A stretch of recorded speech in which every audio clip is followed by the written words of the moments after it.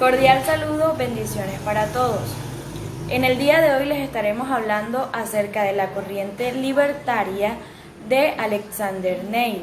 Mi grupo está conformado por Loraine Huete, Luisiana Suárez, Nayelis Peñalosa, Joelsi Caballero y mi persona, Ilse Barraza.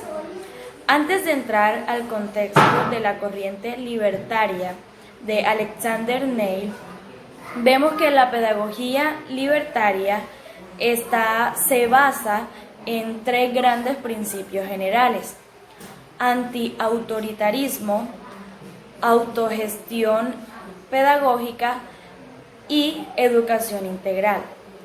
Estos elementos son pilares para la construcción y práctica de esta corriente educativa, es decir, son imprescindibles para poder lograr la libertad a través de la educación. Se puede decir que la educación libre tiene sus orígenes en la pedagogía libertaria, basada en los movimientos sociales y políticos anarquistas. Orígenes de las escuelas libertarias. Las escuelas libertarias, desde las filosofías de los grandes pensadores anarquistas, se consideran la herramienta vital y fundamental para el cambio social que desean. Es decir, estas escuelas libertarias buscan y quieren cambiar los valores de la sociedad actual. Quieren una sociedad igualitaria, justa, responsable, solidaria, participativa y libre. Buscan derribar las estructuras de poder establecidas, la jerarquía y la violencia que imperan en la sociedad. Un ejemplo, en España, una de las primeras y más importantes fue la Escuela Racionalista de Barcelona de Francesc Ferrer i Guàrdia, que más adelante se estará hablando de ella. Aunque en la actualidad hay muchas escuelas que se marcarían dentro de la educación libre, no todas se sienten vinculadas a este movimiento anarquista. Sin embargo, sí comparten unos principios comunes en su pedagogía. De acuerdo con esto, Alexander Neil creía que el desarrollo adecuado era más importante que el de las emociones que el adelanto intelectual. El niño libre se autocontrola sin que éste suponga reprensión de ningún tipo, ya que lo hace por la estima en que tiene a los demás, debido a un tipo de relación sin miedo ni odio. La educación tradicional defiende y estimula la represión de los instintos y de las voluntades de la infancia.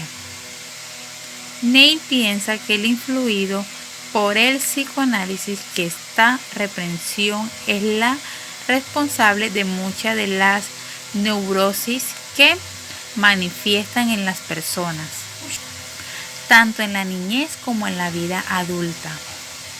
Y Neil piensa que la principal meta de una escuela debe ser auxiliar a sus alumnos para que estos sean capaces de encontrar la felicidad propia. Y por eso propone un modelo diferente en la escuela tradicional. Es necesario aclarar, no obstante, que Neil nunca reivindicó para su educación el término de liberal.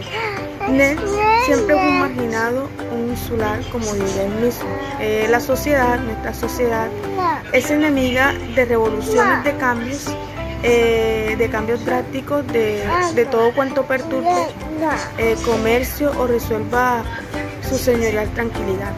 Por esta razón, Neil tuvo que pactar con la sociedad, optando por el compromiso para que su escuela de Leiston no fuera cerrada por las autoridades. Para Neil, un niño es naturalmente bueno, ya que durante casi 40 años se mantuvo esta creencia. No vaciló nunca, es más, esta se convirtió en una fe absoluta. No obstante, hay que aclarar que Neil se apartó del psicoanálisis en el sentido de que no admitía la teoría freudiana del instinto de muerte. Además, Ney decía que un niño no estaba sometido a ninguna inspección en las habitaciones ni lo vigilaba nadie. Espérate, mi amor. Se les dejaba en libertad.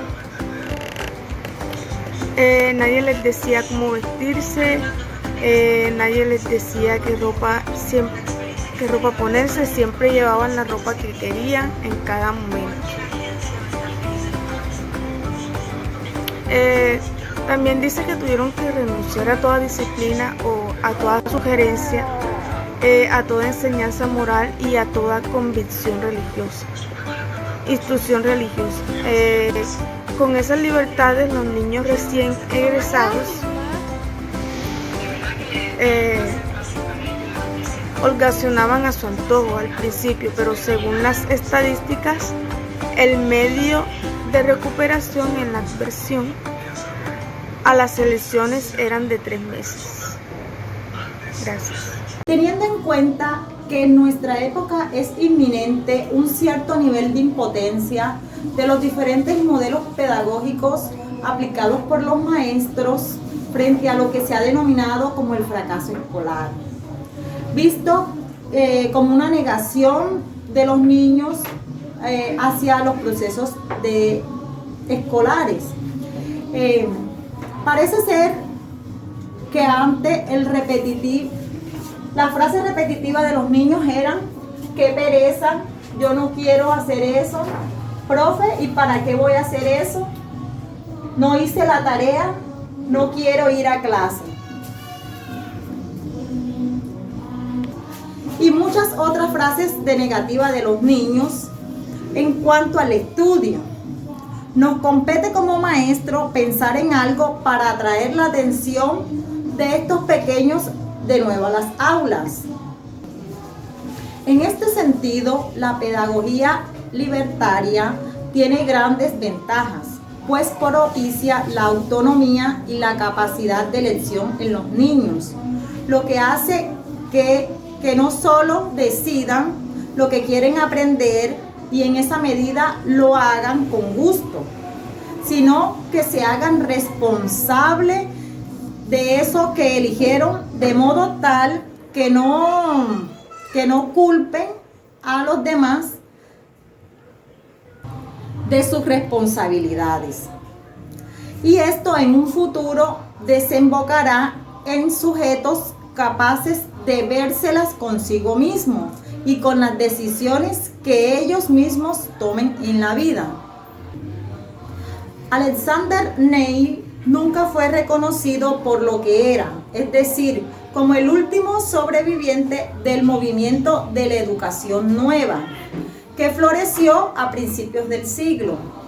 Y sobre estos años alocados de la educación, el tiempo ya había hecho su obra, conversado solo en las grandes figuras y olvidando así lo que fue el extraordinario auge de este periodo lleno de descubrimientos de idealistas.